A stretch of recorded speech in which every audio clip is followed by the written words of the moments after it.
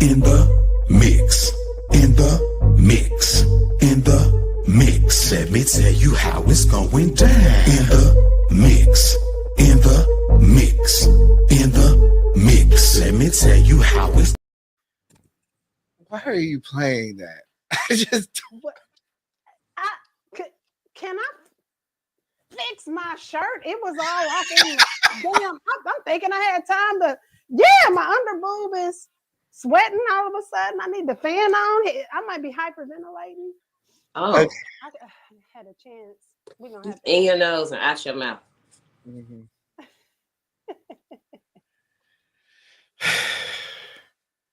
I know. Are you ready? Yeah, we're ready. Okay. What's Action. going on, everybody? What's going on, everybody? This is a new show. It is called In the Mix, where we are interviewing music, movie, and more in terms of the genres. I am your host, J. Marie, and I've got my guest host, E. Black, with me, and we are interviewing the lovely Miss Lil D on air from K104. Welcome. Hi, what up, what up, what up? What is going on? We're excited to have you. I know I've had you on a few shows before, and I've done my research, so we're gonna get into a lot of questions. But first and foremost, I'm excited. Thank you for doing your research. I done found out some stuff. So you be playing down stuff a lot. You Do play I? stuff down a lot. Yes, You know, ma'am. people be telling me that. You do. You do. And this is my first time meeting you. This is my first time meeting you. And I heard you was from the boot. I am. Big Shreveport, Louisiana, 318 Ratchet City all day. You know what I'm saying? Home of the second largest TV and film production studio next to Tyler Perry. Shout out to 50 Cent. Okay. Tell me about Shreveport, because I know about Lake Charles. I know a little bit about New Orleans, and I know about Meridian and Opelousas and the little southern part. But tell me about the boot. Tell me about your side. Shreveport is in North Louisiana. So a lot of people like to say Shreveport is East Texas because we're so close to the border. We're not. We're very much Louisiana. We're very much crawfish and Mardi Gras. However, because we're so close to Texas, I'm talking, my mama's house is like 15 minutes from the state line. So we're influenced by both. I grew up listening to bounce music and Chameleonaire Paul Wall. The population is like 330,000, which I think is a little less than the city of Arlington. So is it a big city? No. Is it a town? No. It's like your regular small city, you know. It's ghetto. It's got some rich people there. It's got some hood people there. It's country. A lot of people there have not like left or been anywhere. And so the closest big city is Dallas. I've been doing radio. I think I was doing radio 14 years before I got to Dallas. But when I got to Dallas, everybody was like, "You made it." 14 years. Okay, so let's talk about that journey. 13 years. Yeah, I've been in Dallas 7 years. Ugh. Anyway, but y'all right, but my average in the city is about 3.5 years. I can't believe I've been here this long. So are you a country girl? Are you a country girl or are you a city girl? Definitely city. I thought I was country because I left Shreveport and went to Ohio, and you know I'm from the South, so I have an accent. Well, I had one. It used to be real thick, and so they made me feel like I was country. And then I started doing like actual country stuff, and I was like, no. You started doing country stuff. What's country stuff? What? I went to my first trail ride last year. What? I was in Crockett, Texas, which is in the middle of nowhere. And it was just the open field and horses and 18 wheelers. What Your face went in like Wheelers. 4-wheelers, and everybody had on like camouflage and boots, and it was a line dance to every song. And I was like, yeah, I would never come to this for free. Wow.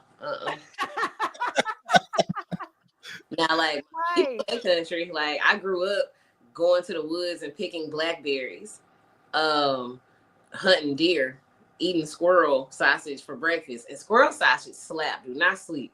Oh, it's delicious. I ain't gonna hold you. And I'm talking like everything from loading the shotgun, shooting the squirrel, cutting the head off, skinning the fur, taking the bullet out, making the meat, like the entire, like going fishing, doing all of that. But I would never do any of it now. I'm vegetarian. It makes me kind of sad. The squirrel sausage is delicious. At least the way my daddy made. Look at y'all faces. But y'all will eat a chicken. Y'all know before the chicken comes to the table, it got a head. Now, don't you get to judging us now, Lil D? Because look at your face. You was looking at my squirrel. Look, I've had what they call rare. I've had 7 meat stew, and I still can't name you the other 4 meats that was in it. So I'm guessing I'll take your word for it. You had some possum, some raccoon. You can probably have not the 7 meat. I don't even know chicken, beef, and pork. So, what other meats exist? I don't know, but it was good. It was really good. It was wildly good. So, tell us about like your journey. Well, like what made you get into radio? Because, first of all, you don't look like you've been in radio a long time, and I'm saying by the look, period. Okay, so that's deceiving right there. I wanted to be a rapper, and so yeah, I mean, I'm talking like I really thought I was gonna write for the Source magazine while I made it big as a rapper. And so when I was in high school, the night jock used to have freestyle contests every Friday. I called in and I won like 9 weeks straight. And this is back when you had to actually like freestyle, like catch the beat and it came off top of your head, killing everybody. But anyway, the night jock had my number because he would call me when it was time to rap or whatever. When I got to college, he was like, "Hey, you want to be on my show?" And literally I was like, I guess. In my mind, I was gonna like make my mixtapes in the back and all of that. And I did. I made some mixtapes in the back. I saw maybe like 70 of them. But we listen and we don't judge. Okay. Hey, right. That bad. Thank you. I still had them. But I was his co-host weeknights from 6 to 10 for free. And I'm talking for free, as in no check. I was in college and I was working at like El Chico or somewhere, and I was so terrible. God, I was bad. Like I was real bad. He thought that rapping? No, on radio. I was horrible. Tell us about that journey. Okay. Scared. Like he thought that like the way my energy was when I rapped would like transfer to me doing radio, and it did not. So I remember the first day, he didn't tell me nothing. There was no training. There was no like, here's how you do it at all. Literally, I walked in the studio. He was like, all right, so yeah, you're going to use these headphones. It's your microphone right here. And I'm like, okay. And so I'll never forget that first day. He was like, yeah, so, you just want to amplify your voice. And hold on. The big station, 99.7 KMJJ, Shreveport's hip hop and R&B leader, J Tech in the building. Got Lil D here. Lil D, what up? And I went, I'm chilling. For 4 hours, literally all I said was, I'm chilling. It was so terrible. We had the first staff meeting and like we would critique each other's like all air breaks, and they let me have it so bad I almost cried. I'm talking, I had tears in my eyes. They roasted me. People in the city were saying I must have been sleeping with him to get the job. And like I was 19. I didn't even know people slept with people to get jobs. Like I didn't even know that was a thing. It hurt my feelings so bad, like so bad. And I was like, why did you ask me to do this? I'm not good at this. And he was like, I see something in you that you don't see in yourself yet. So I kept coming Monday through Friday from 6 to 10. And he would get on me every time. Lil D, how was your weekend? Nobody cares, your mic is off. And I'm like, and he was just like, let me have it. And finally one day he said something to me and I went, well, you need to something with your fat ass. And everybody in the studio was like, oh, she finally got him. And Lil D was born. Oh, okay. So it came from well, not a bullying situation. I don't want to say bullying, but it brought your confidence out. Yeah, he needed to wake me up. And he finally got me to stand up for myself, and the Lil D came out. because it had always been there. I was just so nervous and so shy and so scared and so timid on that microphone that it took him to continue like picking at me before I was like, hey, you know what? I'm sick of this. Let's go, bro. And then it came. How do you and you worked here? You worked there like that whole time on the radio station. That was when you started working there? Yeah. 2005 in Shreveport. Shout out to KMJJ. I was in school on the radio from 6 to 10. I worked at the casino when I turned 21, and I finally had gotten started getting paid on the radio, $7 an hour. You know what I'm saying? 10 p.m. to 2 p.m. My own show called The After Party, and I think my first check was like $224 for 2 weeks of work. But you know, how do you survive with that? How did you survive? I 100% had 2 or 3 jobs at all times. Okay. My rent was $490. Man, those were the days. First of all. First of all, right, $490 anything. And I mean, I had a nice duck pond in the apartment. Like, it was cool. It was a straight apartment, $490. But yeah, no, I had 2 jobs. I worked at the casino. So you said 2005, and I actually moved to Texas around that time, and I remember Bootsy Badass and the Lava House. And can you tell me from your perspective? It seemed like the music during that time would be like the most poppin'est. Hurricane Chris, Big Papa. You know, oh man, I remember Big Papa. You sound like you from Massachusetts. Where are you from? I'm from Cali. Oh, okay, it's giving. Look, don't be bullying me on my own. Listen, authenticity. And Big Papa, those were great guys. That's funny. When I tell you she finna eat us. No. I remember that time. So I mean, it was literally live. On the radio during that time. It was live. Like, I had one tattoo at the time, and Boosie Show Your Tattoos that came out, and my one little tattoo, this a cover up, but before it was like this big. You could tell I was rolling up my sleeve, like, yeah, I'm gonna show my tattoo, man. Swerve had just came out. I had my first car, a 04 Dodge Neon. I was swerving in that hole like it was a big body Caprice. I remember Boosie once, and this is like Boosie's just now popular. Like, this is before he was doing like shows at arenas, right? He performed at the skating rink. And in Shreveport, the skating rink was a big deal. He had 2 security guards with him. Like, we was like, man, that's Lil Boosie. Oh my God, like, bruh, he really here. Chameleon and Paul Wall used to come all the time and perform. Like, it was, man, what a time. What a time. We started off all our freestyles, man, hold up, drank in my cup, or man, what's the deal? I been popping pills. I done came down gripping wood grain grill, and then you just went from there. It was a really amazing time. I'm gonna just enjoy it vicariously. Jamming on that screw. Yeah, I bang the red. Cuz bang the blue, always saying true. Man, we used to have ciphers. Like, oh my God. And no lie, when I moved from Cali down here, I heard Mo City by Zero. Oh, still know about it. And that was the first time I heard it. And just the energy, like, mind you, the club didn't start until 2 o'clock in the morning. That's unusual for me. So I was like, why is everybody just and y'all party hard instantly? It's no warm up, no getting drinks. It's y'all hit the dance floor and y'all party for a good hour until it's time to shut down. That's what I remember about the South. Yeah, like the clubs didn't close till 4 or 5 a.m. And so we didn't even get there till 1:30. If you got to the club early, it was because you didn't have no money to pay and it was free before 11. Yeah. I did that a lot because we was poor. So we'd be in the club at and just be waiting because there's nobody in the club. But eventually it paid off because everybody show up around 1:30 and then it's live.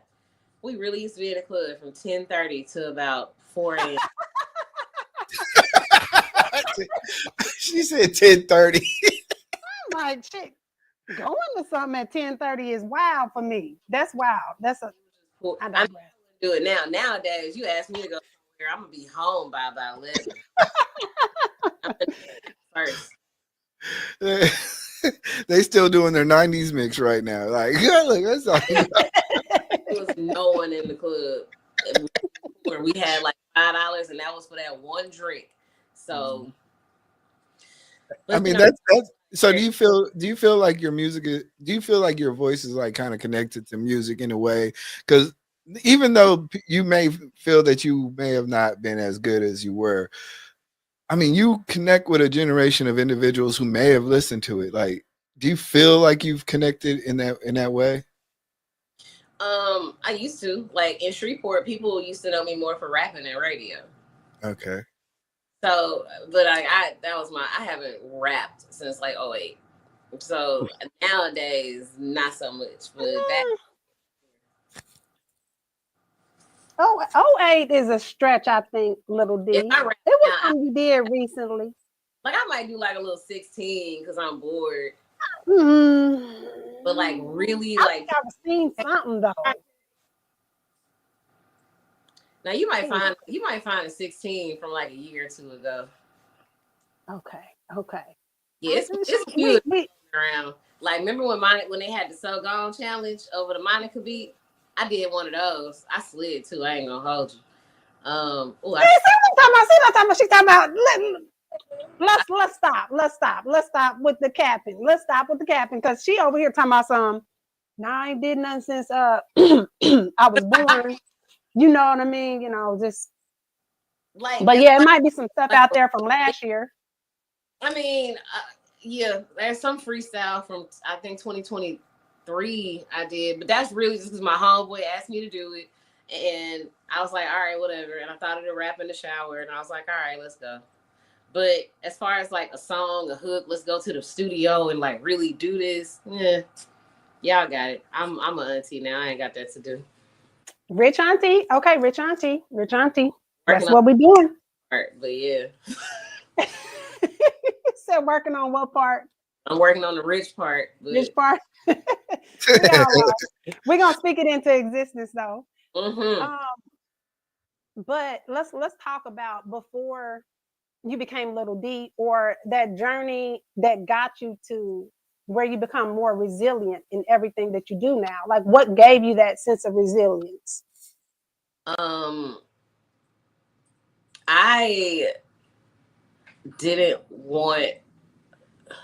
always wanted to be famous. Not even just famous. I wanted to be Tupac when I grew up. So in my mind, the more famous I could be, the more people I could help. Like I wanted to be like, dear mama, keep your head up, Tupac. And so even when I was rapping, like my whole goal was I'm gonna go on tour around the world because I can touch and help so many people. And so the thing that kept me going was if I stop, then I won't be able to help people. I always wanted to be the person who I needed when I was a kid. Like I was bullied a lot. People called me ugly. It was bad. It was real bad. And so I always wanted to be like that voice that I didn't have. Like I remember once I was in Toledo doing radio, and even though I had moved for radio, I still was kind of not looking at it as like an actual career until this woman was like, my daughter looks up to you because she's chocolate and she has natural hair. And I was like, people can look up to you for doing this? I just be on there cussing and talking shit and being funny. You for real? Right? And it kind of hit me like, she's you. She's you. She's you and representation matters. All those things, and people were making fun of you because you dark skinned. Like she's you, and now you have a chance to show her it don't matter. You are beautiful, and so a lot of my resilience literally just came from understanding my power. I don't take it for granted. Like yeah, I've been doing it a while now, but I don't take that for granted. I was homeless after I got fired in Toledo, and I could either go back to Shreveport or stay in Ohio. I stayed because I had gotten another job in Cleveland. Cleveland is 2 hours from Toledo. It wasn't enough money to move, but if I would have went back to Shreveport, I wouldn't have been on the radio, and I was out of radio for like a year and a half. So literally, I remember my daddy was like, "You know, you can come home and start over, right?" And I was like, "Daddy, if I come home, I'll be out of radio again." And so I slept in my car in that little Dodge Neon or a motel, and I mean mo, not ho, mo. Oh, catching me off guard. heavy on the mo. But it would be Wednesday, and I knew I wouldn't eat till Friday. Like it was hard. But I remember just telling myself, man, when you make it out of this, it's gonna make a dope movie. It made a book, but you know that'll do. And that's what I was gonna go into because I was segueing into that, the book. So let's talk about the book called Route 2. You got it? She got it? Of course you do. Of course. Yeah. Route 2, My Choices, Struggle to Succeed. Let me get that. It covers the 3 months that I chose to be homeless so I wouldn't lose my radio job. It begins with the day I moved out of my house in Toledo, and it ends with the day I moved into my apartment in Cleveland. And I was hosting events, hosting shows. No one at the station knew. There will be times where the only thing I ate that day was some pastries that my coworker had brought to the station. I was on air Saturday mornings from 9 a.m. to noon, and I worked at Frito-Lay throughout the week. And my check from Frito-Lay would be like $198, and my motel was $187 and $167 and some change. And the rest of it had to go in my tank because I got to drive to Cleveland to do my shift the next day.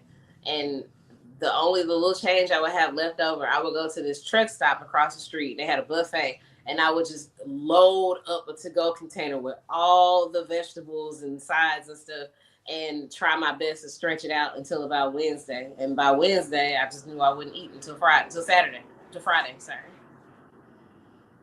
What the fuck? I'm sorry.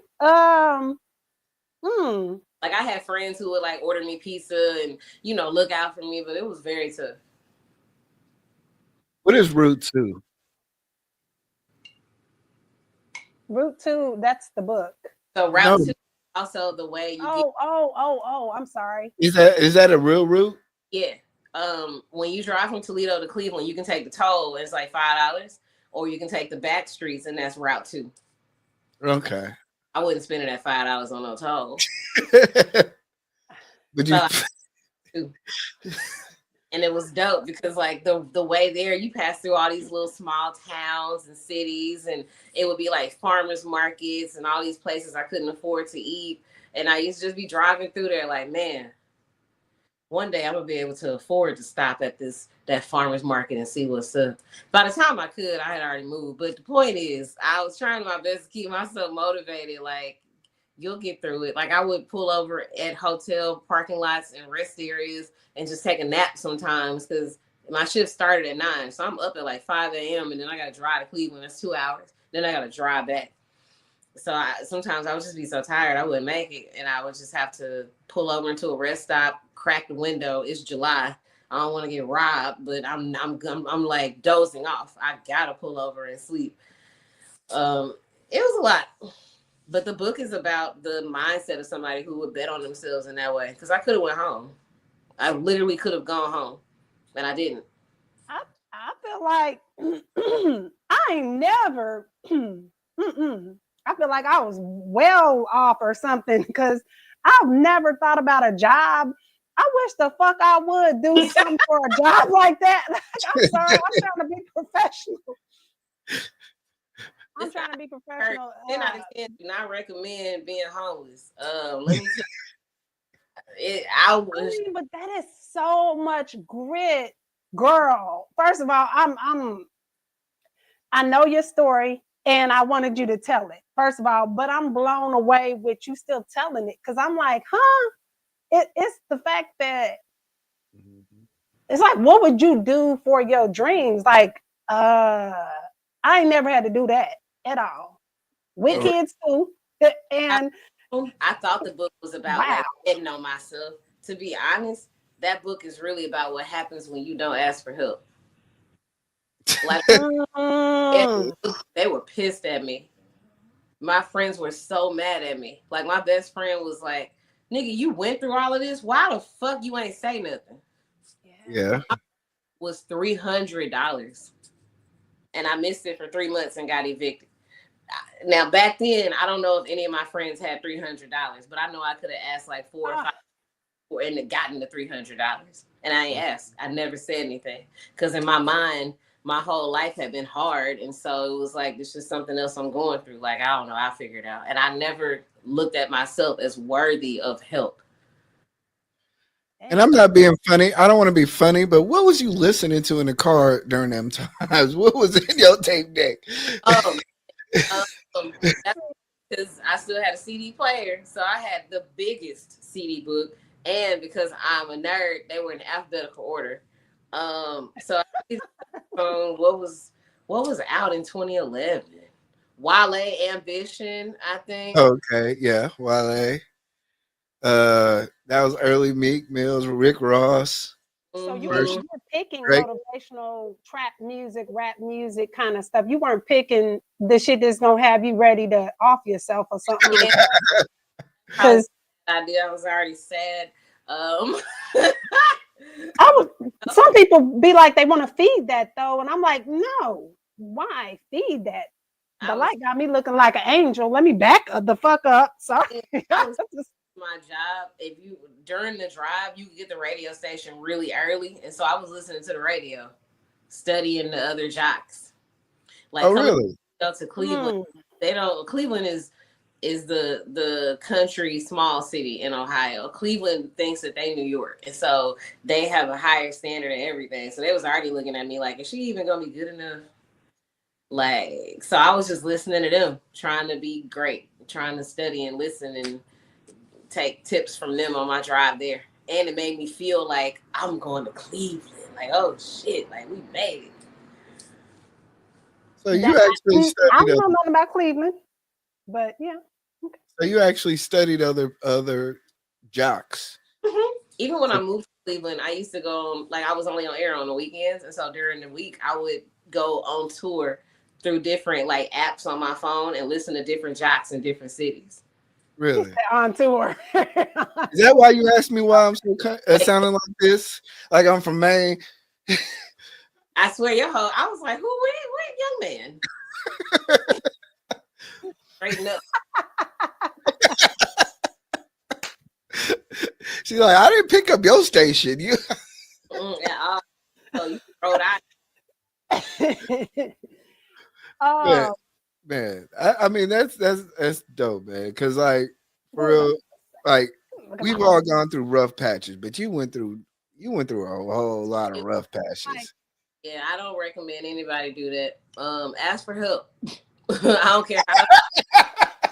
Listen, give them the cheat code. You better fix. So what do you feel you would have done differently had you not done radio, or would you have ever considered not doing radio?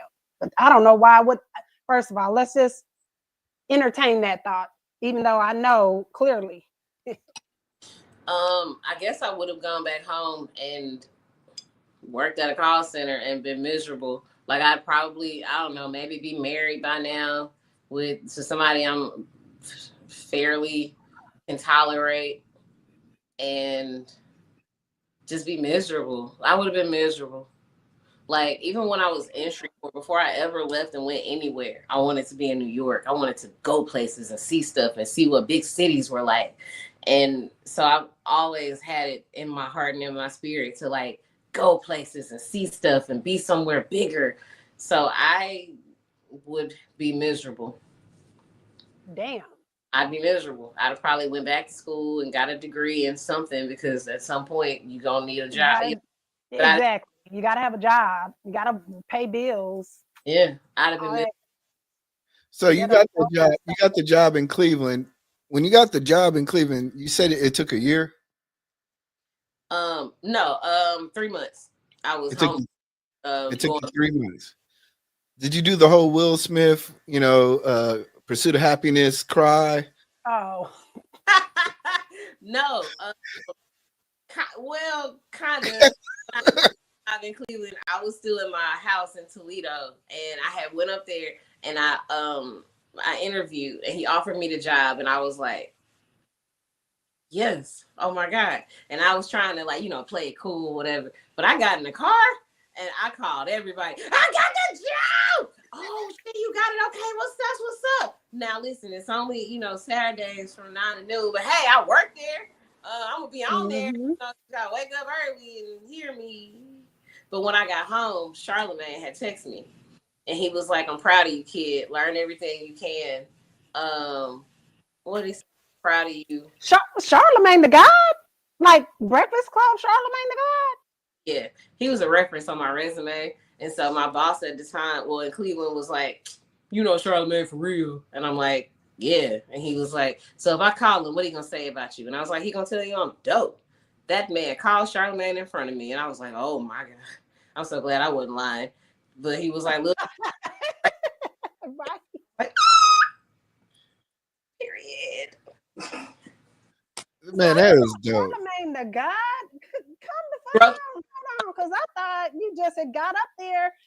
So she had been on the Breakfast Club, by the way. Let's talk about that. Let's spill that tea. How was that experience? To be honest, it felt like a normal day at work, which, and like not to downplay it, it felt like what I thought it should feel like when you walk into a radio station on morning show. It felt dope. Like Charlamagne and Envy was still there early. They were there prepping, getting ready, doing the same things that I do. The producers were super nice. Everybody knew their job. No one had to say, hey, we demand excellence. It was understood. And to be in an environment where everyone understands you're going to be excellent or you have no reason to be here, that was fire. Everybody was super nice, very supportive. It was dope. The building itself was real dope. But it was cool. And I'm grateful that I was able to, I guess, show myself like, yeah, you're ready for this level. Because I was absolutely. Because I saw that, I'm like, is she interviewing them or what's happening? And then I was like, huh? What? I was so happy for you. So, and then that was a dope experience. But you've had more because you also ghostwrite. I do. Or have ghost written past tense, or maybe it's future. I ghost wrote a book for DJ Chaotic, who is 50 Cent's DJ. It'll be out April 4th. And shout out to DJ Chaotic, because like as a ghostwriter, you don't have to tell anyone who wrote your book. But he is telling people, like, if you don't, y'all need to look at LilD. Amazing. She is such a dope writer. Like, I'm so grateful to her. And he didn't have to do that. He didn't have to let me put my name on the cover. That's what I was about to say. They don't normally do that. So 50 Cent is writing the foreword to the book. My name will be on the cover with 50 Cent. Like, that's fucking dope. I'm so excited for you. This full circle shit, right? I was on the Breakfast Club, and even though we all kind of knew they was gonna hire Just Hilarious, I still made a video, and I was like, top 5 reasons I'll be back, and I made it while I was at the Breakfast Club. And when this book comes out, Chaotic is going to the Breakfast Club for an interview. Guess who's going with him? So I'm gonna repost my. Girl, I'm so excited for you. I hate that I turn red when I yell. This shit real red. It's giving plum, but it's okay. I'm trying to get out the excitement. The white so it's one thing. Okay, it's one thing to rap. It's one thing to be on radio. It's one thing to even write a book about the stuff that you went through. But now you're helping other people. Oh yeah, that's always been my goal. Like when I was a kid, even when I was a rapper, I've always just wanted to help people. Always. Like I got made fun of as a kid. I didn't know how to stand up for myself. I would get dogged at jobs and I didn't know how to stand up for myself. And so once I gained the confidence and the thick skin and all the things you really need, now I'm like, I have a responsibility because I'm not the last person in the world who had low self-esteem. I'm not the last little girl who don't like how she look because she dark skinned. Even with K104, I wanted to work there most of my career, right? And I used to look at the staff like they don't have one dark skinned person working there. Go through the history of the morning show. No, ma'am, I don't have to. I know. And so I used to really just be like, man, I'm gonna stand up and I'm gonna get there, bro. Like, watch. Like I'm not the last person to not feel good about herself or be made to feel less than beautiful because of how they look. And so I really take that responsibility seriously, because it's not even just little girls, it's grown women who don't like how they look, who don't feel good about themselves. And I'm gonna use myself as an example every time. Like, baby, look here, you are perfect the way you are. Now tell yourself if you believe it. So how did you connect with the story? Like it's one thing to say, hey, I'll help you out with your book. You know, somebody might have a scratch paper somewhere, but how did you kind of connect with DJ's story? DJ Chaotic. It's crazy because me and Chaotic work. I didn't want to mess up his name, so that's why I'm like, oh shit. I don't have his name in front of me. I'm sorry. My bad, DJ Chaotic. We 97.9, and when I got there, it was 2018. I had no idea like that his son had passed in 2015. No idea. I know nothing. I'm new to this city. I don't know nothing about nothing. And then I saw him post one day, and I'm like, oh my God, he had a son and his son died? And like the post was literally just like, I'm missing you and I love you, son. It wasn't an explanation. I didn't know what happened. I didn't know how old his son was, like nothing. I was damn sure wasn't finna ask. So me and him just stayed cool. He actually DJ'd my book documentary viewing, and I don't even think I paid him. I don't even think he asked me for no money. But after I got fired, we just stayed cool. He would check on me, and like when you get fired in radio, like you kind of just fall off with everybody. But he always checked on me. He would always tell me like, I'm gonna write a book. You wait till I get the money, I'm gonna pay you to do it. And I'm like, okay, I'm ready when you are. And when 50 hired him, clearly he got that bank now. And he asked me to write it. I shed real tears writing that book because now I have to be you. Like I'm writing this book like I'm you. So you got to the entire story. And I have to ask you things that are going to make you uncomfortable. And then he would send me audio back with the answers. Chaotic story is, I'm not going to say similar to mine, but we have a lot of things in common. 2015 was the worst year of that man's life. It was the worst year of my life. 5 people died that year, starting with my father and ending with my grandma. It was a horrible year for me. And I was in Ohio, so every time somebody dies, I got to get on the plane to hug my family and then get back on the plane and go to work. There's not a grieving period. And my grandma was the closest person to me. So it was very tough. You know, he grew up where both of his parents were on drugs. I know that story too. My mom was. Grew up real poor, and I ain't grow up real poor. We definitely ate every day. Chaotic didn't eat some days because both of his parents smoked up the rent and the grocery money, and he would be that man's story. When you read the book and see his story, he deserves a single good thing that is, oh my God. But anyway, like in particular, one way I connected with it, we finally got to the chapter about his son. In 2015, you remember that Wiz Khalifa song? It's When I See You Again. I hate that song. I hate it too. But my little cousin here died, and I had to come home for the funeral, and that was the song that they played for his slideshow. So at the wake and at the funeral, the song is just on a loop over and over and over. And I'm doing radio, and that song is very popular, so it's coming on while I'm on. I hate that goddamn song. That song Chaotic son at the funeral. And so as I'm writing the chapter, I remember I'm sitting on my balcony writing, and I turn the song on because I need to listen to it so I can be in that mind frame to be you, feel what you feel as you wrote it. And I mean, I shed a lot of tears as I'm writing this chapter, but that's how I know it's real. You're supposed to cry when you write in a chapter as if your son died. How could I write that and not feel it? Because if you don't feel it, what you writing it for? And I mean, I had to ask him things like, when you got to the morgue, was his body still warm? Like, I gotta ask you, I need to know, because it was real tough for both of us. But he said it was there, it was really hard, but it was therapeutic. It was rough.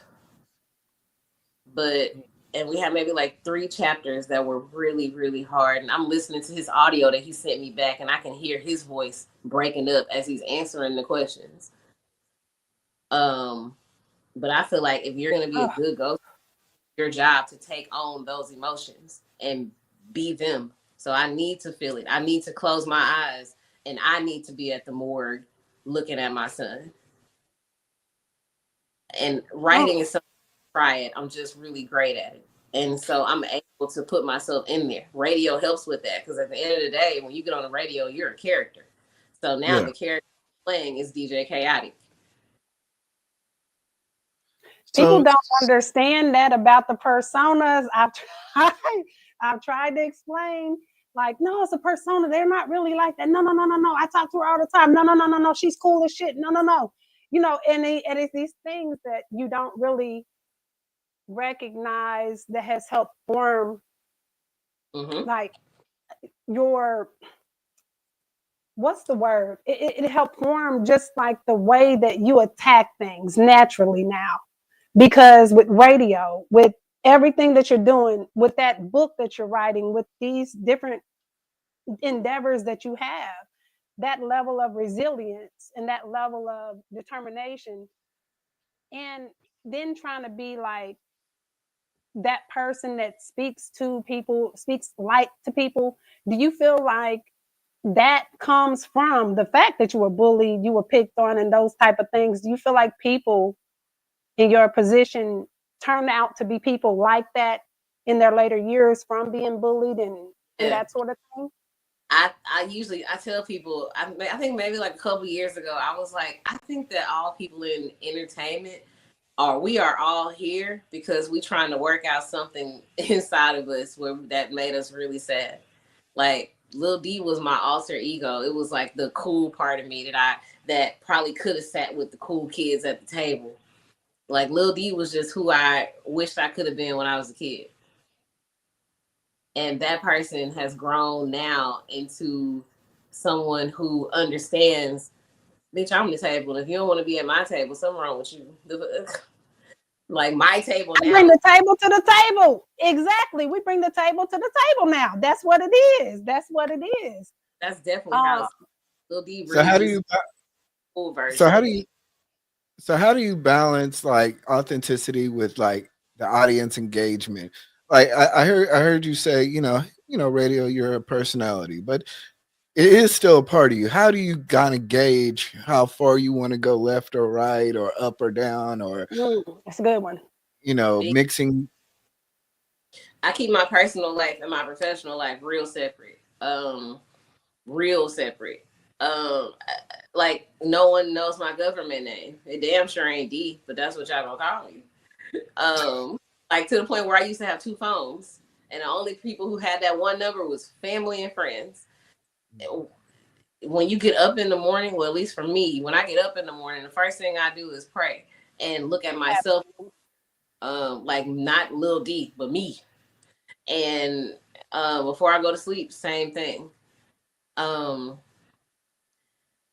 Lil D is a part of me, but after doing it for so many years, you learn how to develop the character, and you understand that she's just a part. She's what I do. She's not who I am. And so, you know, I'll ask myself sometimes, I'll get ready to post on Instagram, and maybe I'm on my period, I'm in my feelings, and I have to stop and be like, hey, will Lil D say this? Okay. What Lil D say about it? Because, like, at the end, I know the character, and I can't say I know me. I know Lil D. Lil D is not me. Lil D is a job, and you have to understand he is a job. So, what would Lil D put for this caption? Because sometimes I be wanting to put shit like, I felt so cute when I put this on. I did my eyeliner right. I was so proud of me. But then I gotta remember, bitch, you Lil D. Of course you did your eyeliner right. You're you. Oh, no. That's a good point, because when I met her a few years ago on my podcast, you told me something. You said, and it stuck with me for years after. You said, "Don't ever let nobody tell you you're not supposed to be here." And afterwards, I cried like a little bitch. But you know, I mean, wow, we did it. I was just like, yeah, yeah. No, But it stuck with me because it was like you command your own show. You command your shit. You do it. And you show up for yourself every day, but you show up as a version of yourself to the world. it's And the you own version. I want people to understand that, like, I wasn't always here.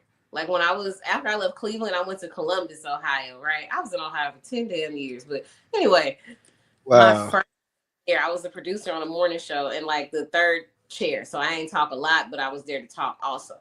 Literally, I had two co-hosts, a guy and a woman. The first thing that woman said to me after the first show, my first day, she went, "I was told you weren't going to talk." How you so insecure about me taking your spot or being scared or whatever. That's the first thing she said to me. And she must have been cool with people in the higher upper management, because the show was from 6 to 10 a.m. and they made it to where I couldn't talk until 8 a.m. to satisfy her. I wasn't always, commanding and being that voice, because so many people made me feel like I wasn't supposed to be there, and then I believed them. And I internalized. I didn't have enough confidence to realize, oh, you're jealous. I would just be like, why they don't like me? I'm like, well, I didn't do nothing. So when you grow in yourself, you gotta start telling yourself the truth. Like, you'll see yourself and be like, I don't understand. But when you understand how dope you are and you finally believe it and you finally accept that you dope as shit and maybe you are the best person in the room, everything else start making sense. Like, bitch, you are really jealous of me. Wow. I don't care. And then you move accordingly. And then you move accordingly. Yeah, like, when you walk in a room, take your seat because you're supposed to be there. Them people in Columbus called me. I didn't apply for that job. They called me and asked me if I wanted to come to Columbus. You mad? Oh, Same thing. okay. I was sitting at home unemployed, picking my nails, doing a bunch of nothing, and they called me. Talking about, hey, you got time in your busy schedule to come work for us? And I was like, in my mind, I'm like, hell yeah, I do. I ain't doing shit else. But I was like, I might squeeze. She said, I ain't doing shit else. Right. Just like, let me check my calendar. Let me check my calendar. Just double check a few things. I might have been texting people for me and then got off the phone like, bro, I'm about to work. Oh man. So been in Ohio for 10 years. How'd you make your way back down south? Making my way downtown. So Vita Loca. I was Ohio, and not just Ohio, but I worked for a company where I realized I wasn't gonna grow. They would promote people based on how they look, and I had been told, like, maybe you should straighten your hair, maybe you should wear more makeup, maybe you should be more feminine presenting. And this makeup wasn't like this when I was up there. I didn't know what I was doing. I barely wear makeup. And so I just got to the point where I was like, well, this company obviously don't mess with me, whatever. So I was sending my air check to everybody. And I started following Vita, and then I didn't know her. She followed me back, and I'm like, oh shit. And mind you, I knew Vita because half my family lives in Dallas. So I would hear her on the beat, like I knew, and she did radio in Shreveport. So I been knew who Vita Loca was. And I always said, like, man, she went from Shreveport to Dallas. Bro, I could do that. Okay. And so I DM'd her one day and I was like, I just, I really look up to you because I've been listening to you forever. And would you listen to my stuff? And she was like, yeah, we looking for a midday jock. And I didn't, because she worked for the same company that I was done with. And she didn't have to tell me that. She could have had a homegirl on radio who she could have told about this job. But she told me. And so I emailed them. I applied. And when I say I applied, I not only sent the email and applied, but I mailed this man my air check on like a flash drive or something. Like, you gonna listen to this. And I think I said it like FedEx, just to make sure you got it. We ain't leaving it outside the door. You gonna listen to this air check. An air check is an audio. Like, on air breaks. So like me on air, me talking to listeners, or just like all the little funny clips and all the best of me on the radio. That's how you get a radio job. Oh, okay. Air clips. Oh. And so, I think, yeah, I sent him I FedExed him like a flash drive with my air check on it. And then he emailed me back and he was like, you know, we're going to check it out and this and that and whatever. And then I sent him an edible arrangement to thank him for listening to it, calling me. I was not playing. Wow. And then when now, were you not playing because you wanted to get out your situation, or was it because of the opportunity? I was like that though. Every job, every opportunity I saw, I did extra stuff like that. Okay. Charlamagne used to tell like me that worked against you though, because you know they say you do things outside of your job description, then people assume that you're just gonna do that regardless of whether they paying you for it or not. Do you feel like that worked against you? I don't think it worked against me, but I don't know if it necessarily helped either. Because like some jobs just aren't your job, you know? Right. Like some just don't want to hire you. Most male PDs only hire women who they want to sleep with. So if I'm not your type, you're not gonna hire me no way. But so male PDs. Let's define that. What's a PD? Program director. So like your boss, the Oh, person. Okay. My bad.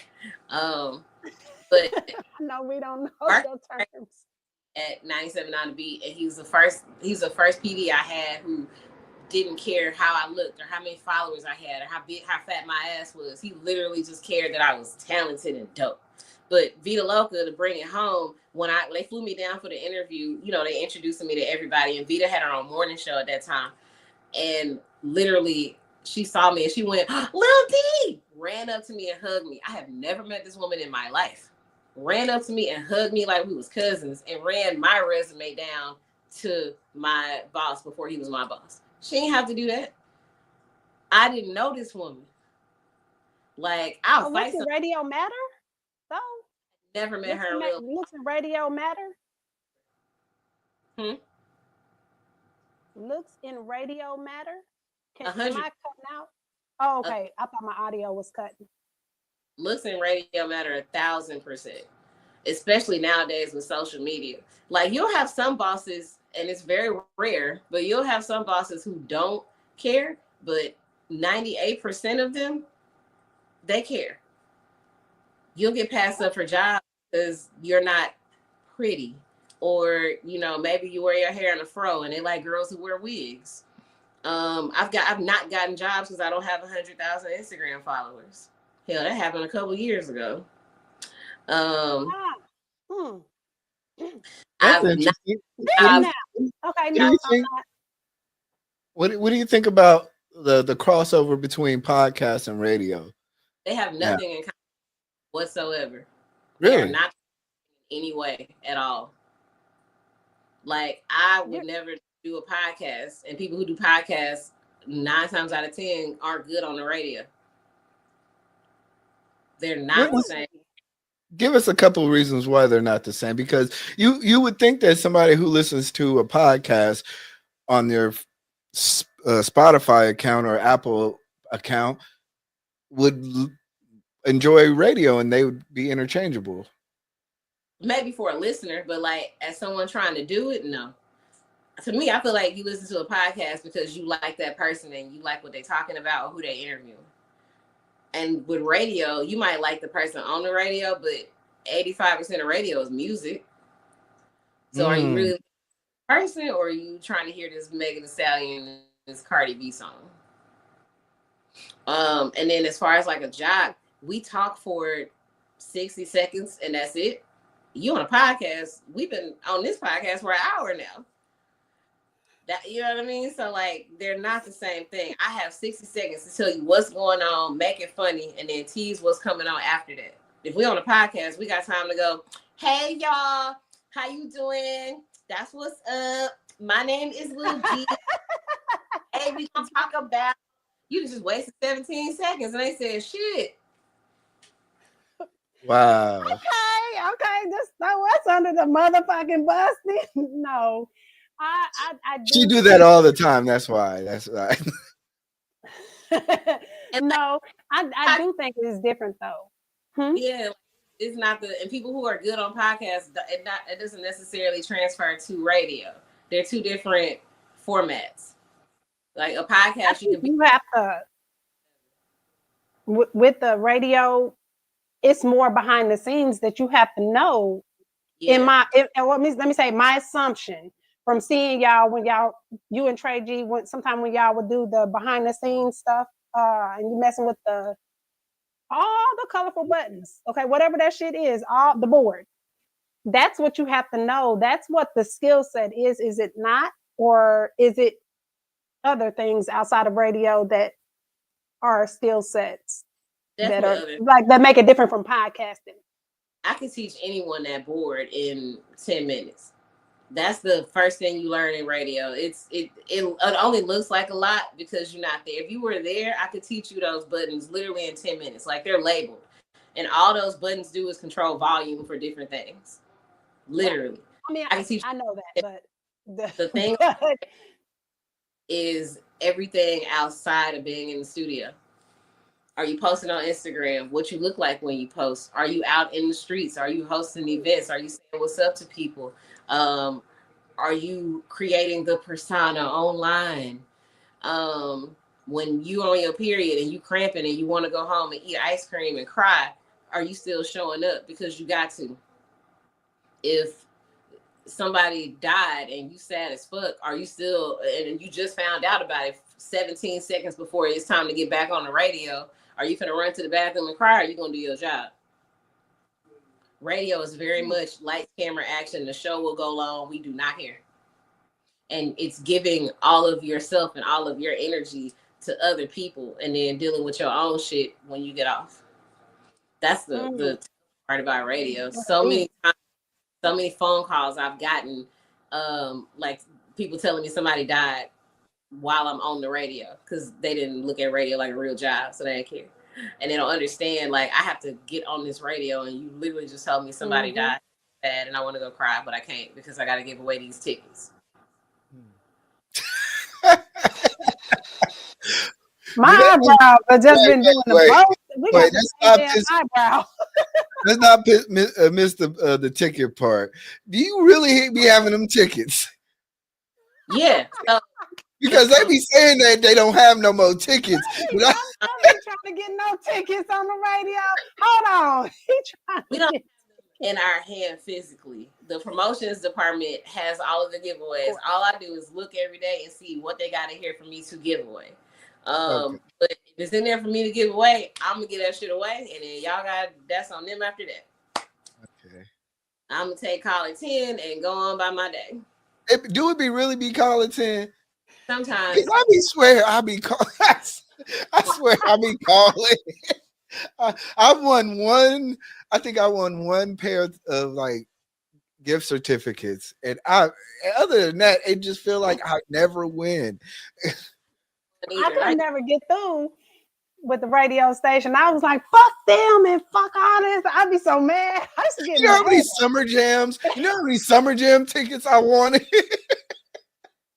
I never. You know, it's crazy. It be people who literally win so much. We put them on a list where you can't win anymore. And I do not understand. Like, we got caller ID, and I'll be like, how in the fuck do I keep picking this bitch as the winner? Like, this hoe must have 7 phones. She must be calling on every single line. And it's to the point where she knows she win a lot, so she be trying to switch up her address and give me a different like I do not have the time to. When I was a kid, I think the only times the radio station was a thing at the time my boyfriend called in and dedicated a song to me. And that was the most embarrassing shit ever. It was embarrassing as fuck. It was embarrassing. It was embarrassing. What he done? That's the only time. What was the song? Happy? Cheers to You by Player. No, Cheers to You by Player. That's a good my one. age. Cheers to you for giving me. I'll be your angel. No, okay, let me stop. Okay, let's see. Let's go ahead and try to wrap up things though, because I know you gotta work or something. You got another 89 different things to do. No, why No?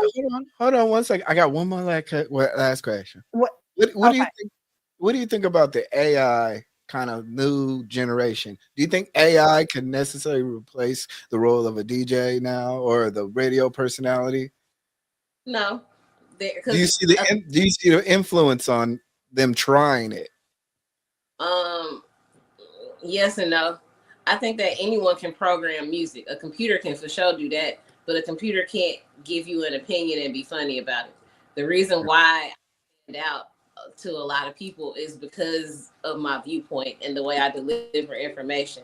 Computers don't have souls because they're computers, so they're not gonna give you a personality. So maybe on certain like formats, like if it's a news talk format, maybe. But on a format where it's my job to be personality driven, never. That's Okay. just like somebody got to write a book. You could, but I can always tell when you didn't when it's a chat GPT ass paragraph. Because I know Right. Because it's I find you. I hope I find you well. Like change the like shit up. Y'all just don't want to. It'd be the like emoji. Find you well. It'd be the emojis be killing me. I'll be like, don't nobody use them emojis. Don't nobody use them whack ass emojis in them paragraphs and them cloud and then another raindrop. It's like, The star. Like, yeah, damn, y'all ain't got no other star to use. but hey, if you're a jock, you better have more than one hustle. You better know how to do more than one thing. Because syndication is very real, and it'll be to a point where you'll have one jock who's doing a show for 5 or 6 different radio stations in different cities. So have more than one hustle. Yeah, have more than one hustle. But I can't see AI. AI never replaced me. I'm dope. yeah. she's got this thing called the D list. Let's talk about that real quick. Because I What was list? like, you know what? It's called the D list. Wait, Is wait, it? wait, Mm-hmm. wait. Wait a minute, wait a minute. Is it? Hold on. Shut up. He black. He be doing this. He does this whole thing with this pause thing. So let me excuse him for being childish today. Okay. But the D list is what she uses to, is it like to call out? It's almost like the donkey of the day type of thing. No, Kind the of. donkey of the Top day. five. It's a top 5 list of satire and sarcasm based on like whatever's going on in entertainment news. Like Finesse 2 Times girlfriend asked him to be her. I was like, damn, do we have any holidays? So I did top 5 holidays for men, but it was stuff like February 15th and the day Grand Theft Auto comes out. So it's just and Hilarious. in my list, like some people will take it to heart and like really be offended and be like, "Whoa, shit!" I'm like, bro, it's comedy. Laugh. And I like really forget that some people are just stupid and don't understand. Like I'm just joking. I'll DM her real quick when it's some funny shit because I'll be done spilt out my water laughing and everything. So she has a personality, and I think that that's a great point because I don't think I could do. Well, I don't want to say I don't think I could do, but it takes a lot to do radio. I will never take. It's the same thing as acting to me. Like I say, I act crazy because I do skits and I act silly. But baby, who ain't finna be in the acting all goddamn on the movie set all 37 hours on the damn is not me. And that's why I'm like, that life ain't for me. The life for radio ain't for me because of what y'all do. And I wanted you to bring that up because there's a whole lot more to it than just sitting in front of the or on the mic, talking on the mic. There's so much more. So I'm glad you shared that with us today. Behind the scenes. It's a lot. Yeah, like we are actors. Like the behind the scenes is we're actors on the microphone. And then when you get off the mic, that's when you gotta remember it's a job. And maybe you don't like your boss that day, or maybe you and your coworker don't get along, or you just you know what I mean? Like real life be happening. So and it's still your job to quiet go. How do you okay? I got more questions now because it's your job and somebody taking your position. How do you deal with that? Like, because radio is competition. Like, I feel like y'all compete to get the road. Well, I don't know because the street team, the way that I understand it, you start out as a street team and then you come on up into whatever else. But have you ever been outed of your spot? And then how do you handle that when that happens? When I got fired from 97.9, they fired me to replace me with Jazzy Black. I mean, it's okay. Everybody get fired, and somebody got to replace you. Like, everyone in radio is gonna quit or get fired. Period. And it was funny because before that happened, I knew it was gonna happen. I literally was at the light on my off day, and I went, "They gonna fire me and replace me with Jazzy Black. My next job gonna be lit though." And that's exactly what happened. Like 4 days later. So I remember I called Jazzy. I told her the morning of her first shift, and I was like, "Hey, kill that shit and have a great fucking show. I'm not mad at you. I don't feel no way about you. Don't kill it." Because her win is not my loss. It's her win. So go do that shit and be great. It's radio. If it's time for me to not be here anymore, cool. Now let me see what's next, because that's your shit now. Let me figure this out for me. And I love that mindset. That's all what Kendrick wanted. Was just say, bro, you was proud of me, you know? I mean, Wayne, great. Kendrick did a lot much with it. No, he kind of like rubbed his ass, face, whole body on the concrete, and still doing it. Yeah, he deserved it, man. People got to have enough confidence to cheer for other people, and that's a part of entertainment. People in this industry, a lot of them are insecure, so that all they have to depend on is the personality and the persona.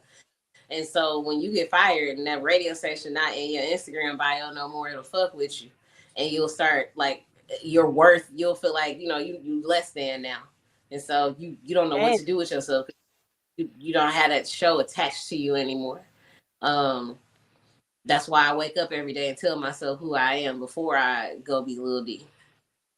You got to make sure you got to love that person, because that's the person who's going to be there for you when you get fired. That's the person who's going to remind you that you're without that radio station. So have you, let me say, witnessed the fall off of somebody because now they don't have the radio station in their bio and they just feel like they're nothing? Really? Few people. After I got fired, another job got fired like a year later. He ain't done radio since. Like, niggas is somewhere in obscurity. When I got fired from the beat, other people got fired with me, and they haven't done radio since, and they struggling, they scrambling, they don't know what to do, they don't have no skill set. Another reason you gotta have more than one hustle. But it's rough for some people when this is all you know and all you have. Like, I know people who did and are begging to get back in, but they can't because maybe they're too scared to leave the city. This ain't no stay in one city your whole career ass kind of career. Like, it might work out for a few people like that, but for most of us, like, this is my 5th city. Damn. So, yeah. Where do you feel like Lil D goes next, or where do you feel like the other name goes next? Like the real version of you. Like, is it out of radio? Is it past radio? Yeah, be rich from writing. My ultimate goal is to live in Manhattan, have a multi-million-dollar apartment there, have a nice big ass house in Shreveport. That's a family house. I'll be there when I visit, but I want to have a multi-million-dollar apartment in New York, and I can wake up every morning, go run in Central Park, and then go to a coffee shop or somewhere and work on this bestseller. I'm a multi-millionaire from being on that computer and writing books, whether it's my book or somebody else's. Like, I love like being able to sit in a Starbucks or something with no makeup on and some sweats on, and I'm just typing. What's your dream collaboration? Yeah, like, I want to be able to. I finished Chaotic's book in Atlanta, and I remember just sitting in the Airbnb for 6 hours just typing. I didn't even realize it had been 6 hours, but when I finished it, I was like, "This is amazing." I just sat here in complete silence and typed, and it was so dope. So, like, I see myself, going to London for 2 weeks because maybe the character I'm working on is from London, and now let me be here and experience this shit and eat some tea so I can make sure it's genuine. I'm working on a fiction book now where she moves from Shreveport to Milwaukee, and she goes to Little Rock, Memphis, St. Louis, and Milwaukee. I'm gonna take the same road trip so I can make sure that I don't miss nothing. Like that's all the where I'm gonna signs be. and all the damn. That's dope. So way past radio. Way past radio. Yeah. I see myself making money busy. off of writing too. I think that's the way to go because people aren't going to be able to AI their way through real life as much as they think the AI is going to AI, and the AI going to AI their ass out of here. But because they relying on it, not because, you know, you can write it and then do your rewrite or the draft or something like that. You can use it to help you. But if you're not a writer, something else, and that's okay. But do something else that you know you're good at, that you no help to do, that no one pushes you to do. You're just great at it. You love it, and that's what you love. Do that. Do that. Where can people find your book and content? You can grab it from my website at alltheabove.net, or just go to my social media at Lil D on Air, LILD on Air. Click the link in the bio. Everything is there. Okay. Got any questions, Jay? No, I don't think so. I was trying to think. I'm like, my phone clicked off as soon as I was trying to play it off. I'm like, damn it. I'm like, shit. Do I have any more questions? The damn phone went off. Now she freestyling now. No, I was freestyling. I was just kind of looking at this type of thing, but I don't think I have any more questions though. I wanted to highlight you. I definitely wanted to highlight you because I hadn't seen any interviews where they clipped your ass on the WFAA thing. I'm like, it was like a 30 seconds or something, 10 seconds. I'm like, we ain't getting to know nothing about her. I appreciate it, but yeah, for sure. It was, but it's cool. When I go back, don't worry. I'll be back. I'll always be back. Well, I think we'll end the show now. Rather than it be dead air. So I'm your host, J. Marie. E. Black is my guest host for In the Mix, and you're tuning in, and you just witnessed us interview the lovely Miss Lil D on Air from K104. Peace. Let me get this. Hold on 1 second. No, don't.